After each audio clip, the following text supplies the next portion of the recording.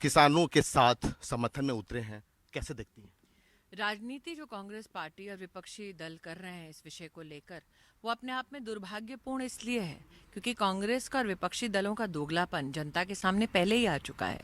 कांग्रेस और विपक्षी दलों ने ये ऐलान किया था सितंबर के माह में कि एमएसपी के ऑपरेशंस बंद हो जाएंगे। बिल्कुल मिथ्या साबित हुए। एमएसपी का ऑपरेशन जो उस संसद के सत्र के बाद चला, आज उसका एक अंश आपको बतलाना चाहती हूँ। धान की खरीदारी हुई अब तक सितंबर माह के बाद से 336 लाख मेट्रिक टन जो है धान खरीदा गया, और वो खरीदा गया 33 लाख किसानों से। और 33 लाख किसानों से जब ये खरीद हुई तो 60,000 करोड़ से ज्यादा पैसा सीधा उनके बैंक के खाते में दिया गया, और 60% जो लाभार्थी हैं वो पंजाब के किसान हैं। एक ये झूठ विपक्ष का ध्वस्त हुआ। दूसरा, विपक्ष ने झूठ बोला था कि मंडी की व्यवस्था बंद कर देगी भारत सरकार। मंडियां चल रही हैं, बल्कि आज विपक्ष के दलों के कार्यकर्ता जानबूझकर धमका धमका कर मंडियों को बंद करने का ऐलान कर रहे हैं। तो ये झूठ जो विपक्ष का है उसका ना सिर्फ पर्दाफाश हुआ है, लेकिन साथ ही मैं आपसे आग्रह करना चाहूंगी, जो 33 लाख किसान एमएसपी के ऑपरेशन में जुड़ा, उस 33 लाख किसान ने इस बात का संकेत दिया कि उनको नरेंद्र मोदी के नेतृत्व में और उनके द्वारा चलाए गए एमएसपी ऑपरेशन में कितना भरोसा है। बयान साफ है आपका कि राजनीति कर रहे हैं राजनीति दल। साफ तौर पे उत्तर प्रदेश में सपा सुप्रीमो अखिलेश यादव कल जिस तरह से आपने देखा कि तमाम आंदोलन कर रहे हैं, और प्रियंका गांधी का एक ट्वीट आया है, जो किसान अपनी मेहनत से फसल उगाकर हमारी थालियों को भरता है, उन किसानों को भाजपा सरकार अपने अरबपति मित्रों की थैली भरने के दबाव में भटका हुआ बोल रही है। श्रीमती वाड्रा से तो मेरा ये निवेदन है कि उनके पति ने किसानों की जितनी जमीनें हड़पी हैं, पहले तो वो कृपया लौटा दें। और श्रीमती वाड्रा से ये भी कहना चाहूँगी, मैं अमेठी की सांसद हूँ, मैंने बार बार आग्रह किया इस खानदान से कि सम्राट साइकिल की ज़मीन जो किसानों से ली गई थी उसको हत्या के गांधी खानदान स्वयं बैठा है।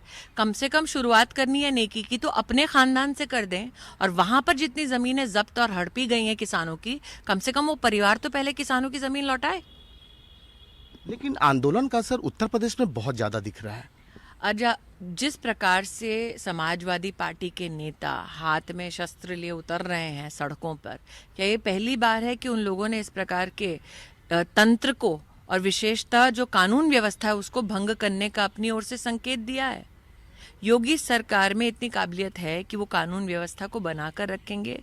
योगी सरकार द्वारा एमएसपी का ऑपरेशन जो उत्तर प्रदेश में चलाया जा रहा है, जिसमें हर जिले में सीधा किसान के साथ समन्वय प्रशासनिक अधिकारी स्थापित कर रहे हैं, वो इस बात का संकेत है कि कृषि बिल के साथ साथ प्रदेश की सरकार ने किसान को उन्नत करने के लिए अपनी ओर से भी योगदान दिया है। और आप जिस विपक्षीय दलों की बात कर रहे हैं, भाई साहब, देश की राजधानी में जो विपक्षीय पार्टी है आम आदमी पार्टी, उन लोगों ने तो इस कानून का गजट नोटिफिकेशन तक निकाल दिया। संजय सिंह का बयान आया है, आप सांसद, उन्होंने साफ तौर पे कहा कि गृह मंत्री के बयान के बाद जो उन्होंने साफ तौर पे कहा है कि अरविंद केजरीवाल को नजरबंद किया गया है, मुख्यमंत्री को। देखिए, इस प्रकार के एजुटेशनल फॉर्मूले आम आदमी पार्टी कई बार आजमा चुकी है और ये नया कोई उनका हथकंडा नहीं है। लेकिन अरविंद केजरीवाल की सरकार का डंके की चोट पे जो किसान बिल है उसका समर्थन इस बात से दिखाई देता है कि उन्होंने उसको नोटिफाई किया है।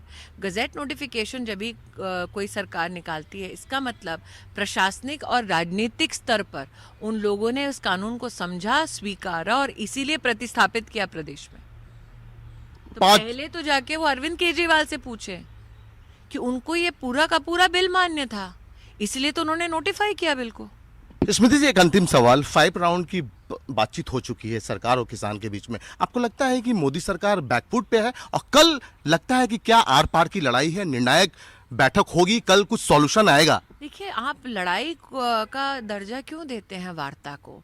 सरकार में बार बार इस तत्व को उजागर किया है कि समन्वय और संवाद हमारे सरकार की आधारशिला है। अगर देश का किसान अथवा कोई किसान संगठन देश के कृषि मंत्री से चर्चा करना चाहता है, इसका परिचय तोमर जी ने और पीयूष जी ने दिया कि हाँ, हम हर समय संवाद और चर्चा के लिए तैयार हैं, संविधान की मर्यादा में रहकर, क्योंकि ये हमारा दायित्व है। और मात्र मंत्री नहीं, प्रशासनिक अधिकारी भी जब जब किसी संगठन अथवा किसी किसान दल ने बात करने की इच्छा व्यक्त की, सभी को आमंत्रित किया गया कि आप चर्चा कीजिए। चर्चा और संवाद ही तो हमारे संविधान के माध्यम से लोकतंत्र को मजबूत करता है। लेकिन जब विपक्षी दल के कार्यकर्ता हाथ में डंडा लेकर उतरते हैं, तो क्या वो लोकतंत्र और सेहतमंद लोकतंत्र की निशानी है?